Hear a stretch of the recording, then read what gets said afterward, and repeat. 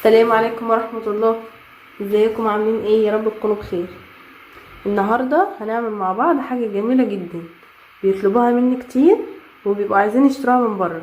بدل ما احنا نروح نشتريها وتكلفنا كتير ومش هيكفينا ان احنا نجيب بس 2 أو 3 منها، لا احنا في البيت بقى هنبقى عارفين هنعمل قد ايه وهنعملها ازاي، وهتبقى حاجة نظيفة وحاجة من البيت هتعجبكم جدا بإذن الله. جوزي بقاله كام يوم عمال يقول لي تعالي نشتريها من بره، تعالي نشتريها من بره، بدل ما عشان انت مش هتعرفي تعمليها. تعالوا نوريه النهارده ان احنا هنعرف نعملها. عايز ياكل شاورما لحمه بس زي بتاعه المطاعم، ان شاء الله هنعملها زي بتاعه المطاعم واحسن كمان. تعالوا معانا بقى اقول لكم هنعمل ايه.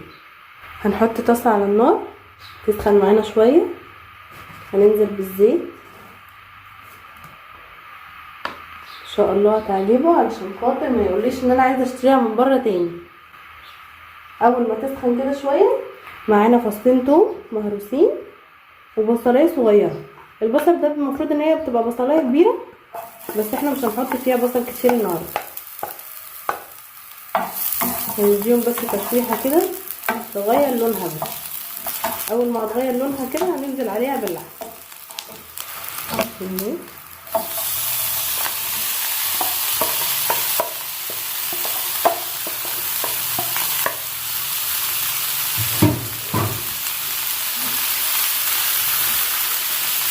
هنقلب فيها كتير، احنا بنديها الصدمه بتاعتها بس الاول.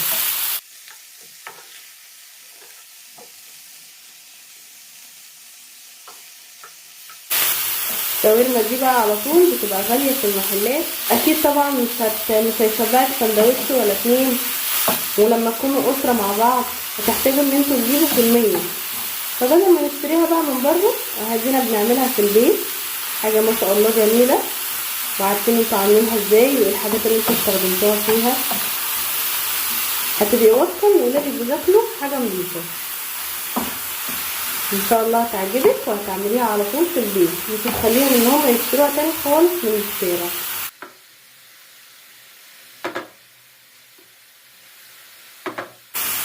نسيبها كده بقى تغير اللون خالص، وبعد كده هننزل عليها بالتوابل. انا ما بحبش اكتر في الشاورما التوابل خالص، يعني بحب احط لها توابل حاجات بسيطه عشان تبقى اللحمه طعمها مركز في السندوتش.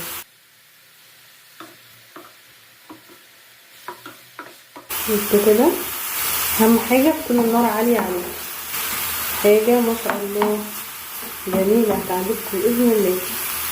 واهم حاجه ان هم لما يطلبوا منك اي حاجه من الشارع تعمليها انت في البيت، هتبقي واثقه ان هم بياكلوا ايه بيشربوا ايه، وهتعمليها كمان احلى من حاجه الشارع بكتير.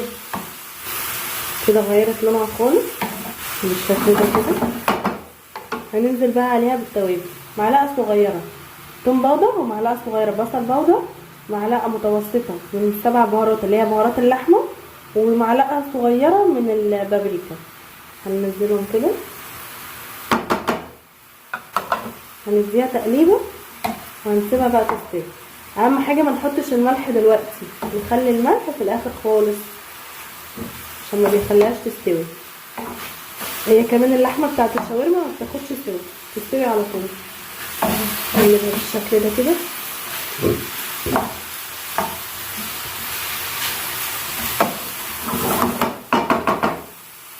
نوطي عليها النار هنوطي عليها النار شويه صغيرين،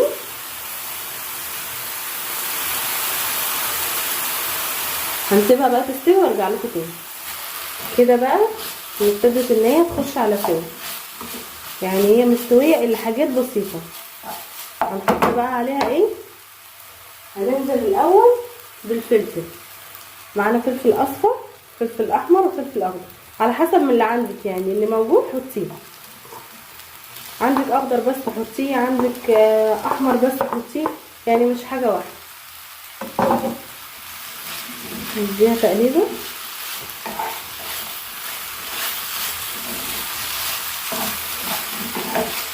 بشكل الفلفل اساسا والوانه جميله، بألف هنا وشفا اللي هياكل.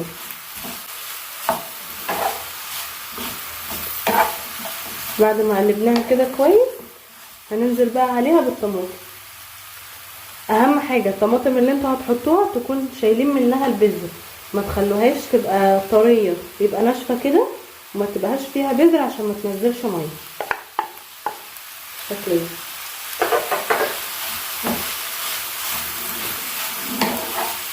احنا كل ده كده لسه ما حطيناش الملح، مع انها داخله على سوا كده بقى هننزل عليها بالملح. قولولي بقى ايه رايكم في الشاورما بتاعتي، والله شكلها احلى من بتاعت المحلات.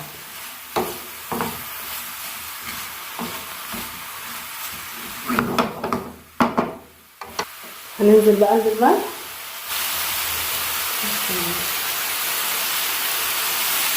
الملح حسب الرغبه، انت بتحبيها بتبقى ايه.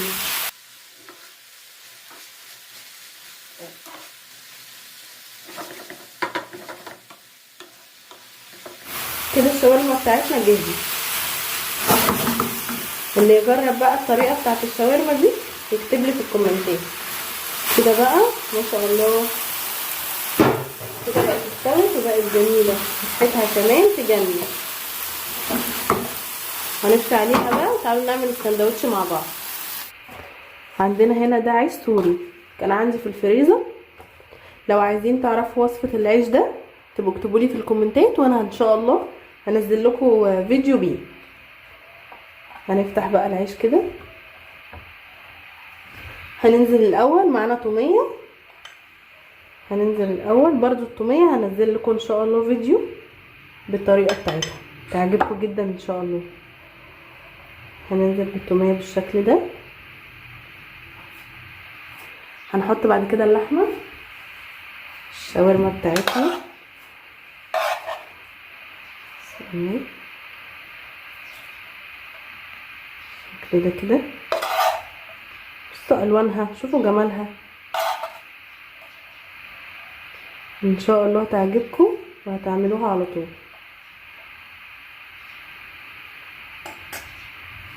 نحط عليها بطاطس.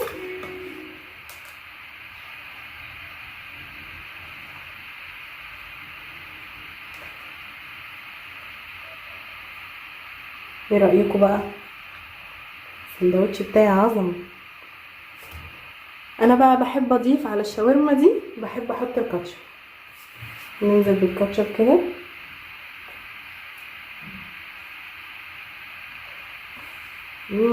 حاجه ما شاء الله جميل. هنقفل بقى السندوتش، هنجيب الطرف ده الطرف ده وهنقفل بالشكل ده.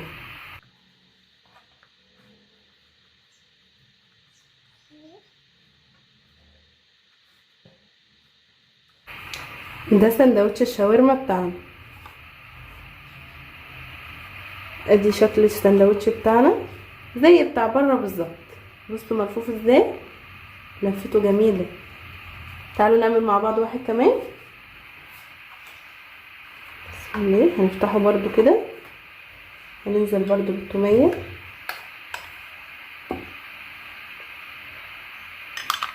انا بحب احط التوميه كتير متستغربوش.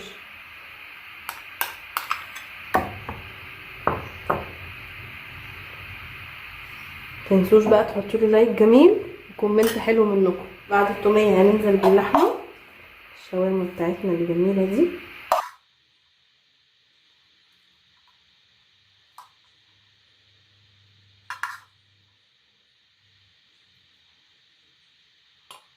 بعد كده هنحط بطاطس برضو.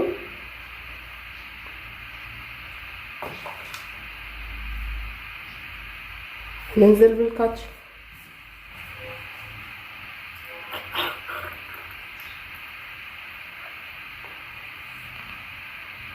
هنلف برضو بالشكل ده.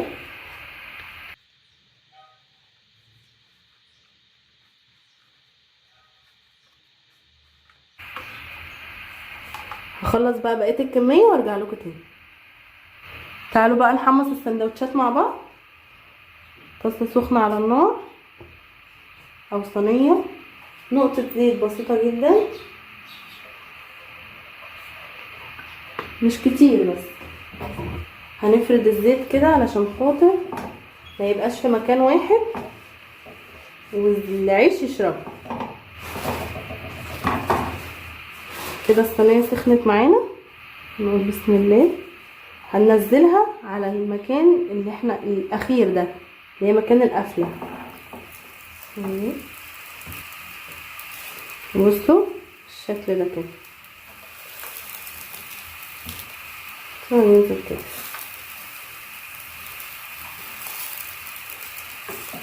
احنا مش هنسيبها كتير يعني، يا دوبك تاخد وش ونقلبها.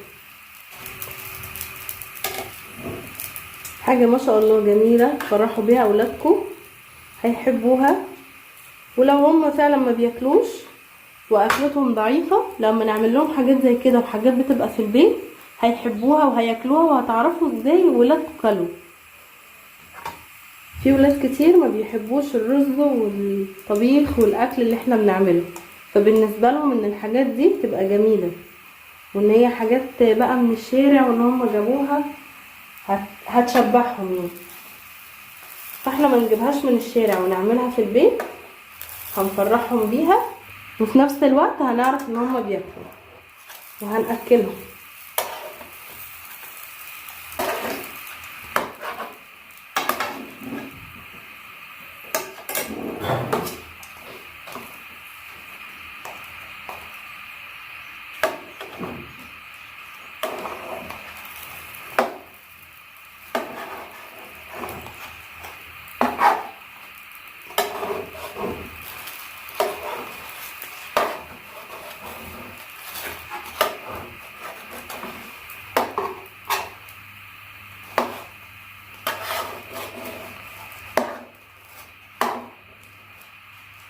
كده خلاص نشيلهم بقى.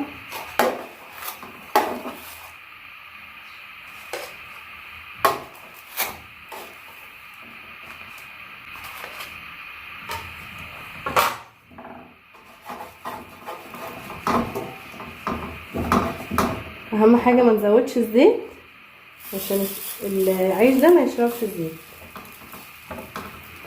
هخلص بقى وارجع لكم. وكده خلصنا الكميه بتاعتنا دي. شكل السندوتشات بتاعتنا بعد ما خلصت. بصوا متحمص ازاي، وشكله ما شاء الله جميل جميل جدا. بألف هنا وشفا للي هياكل. تعالوا بقى نفتحه مع بعض عشان نقدمهم لهم وهو جاهز.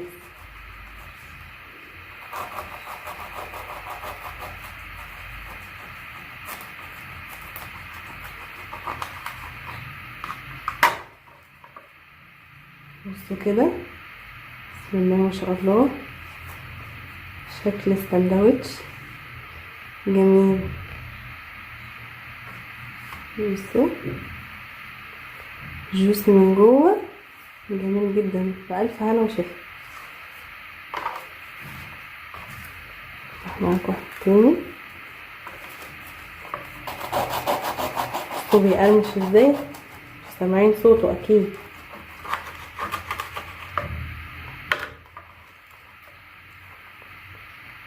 شكل الساندوتش